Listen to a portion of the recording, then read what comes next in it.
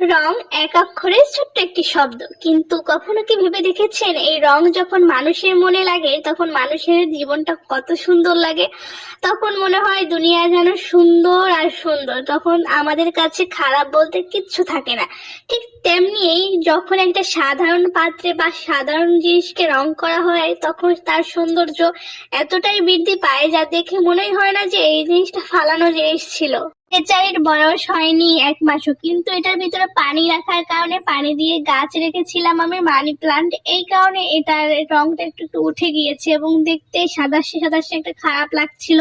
এরপর আমি ভাবলাম যে আমার তো একটা হাতের জাদু আছে, তো হাতের জাদু আছে তো কি করা যায়, তো ভাবতে ভাবতে আমি ভাবলাম যে না, সামনে যেহেতু পহেলা বৈশাখ, তাই আমার এই টপটাকে আমি একটা পহেলা বৈশাখের থিমে সাজাবো। এরপর খুব এই সাদামাটা ভাবে খুব অল্প রং দিয়ে একটা সাধারণ থিম করলাম। আসলে হিজিবিজি জিনিস আমার একেবারে পছন্দ না।